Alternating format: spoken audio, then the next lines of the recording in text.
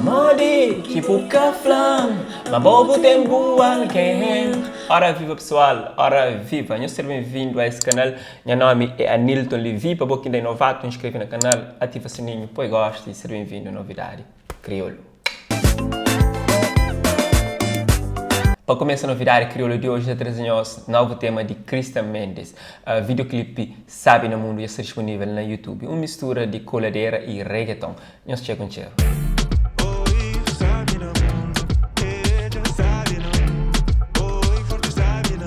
Rapper Dibas Mob disponibiliza novo videoclipe, Never Give Up, que tem participação de Montana e El Torre. O videoclipe já está disponível na YouTube. Nós chegamos um cheiro.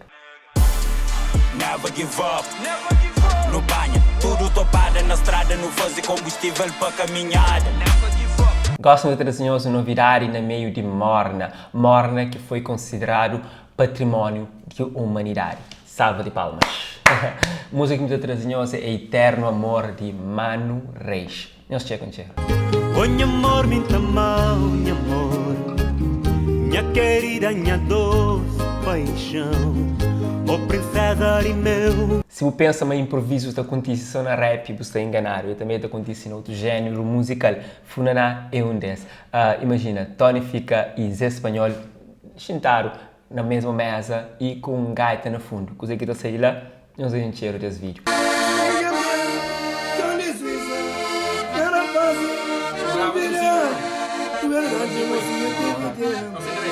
Salineiro, mozinho,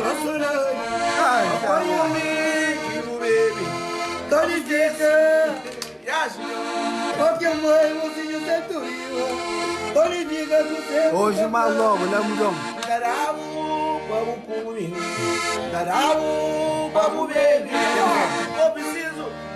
Eu sou Deus compadre.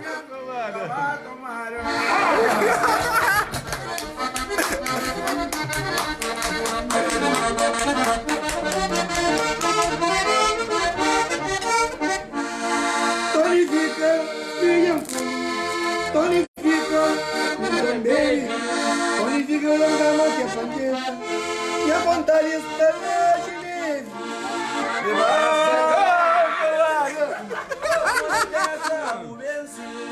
Pense, bora nesse bate o pão, que era hoje.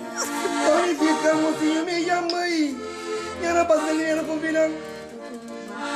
Quando alguém toca, mais namorou. Hoje que você não dá pra fazer coisa. Ai, caralho! Foi covar, cadê medo? Ai, amor.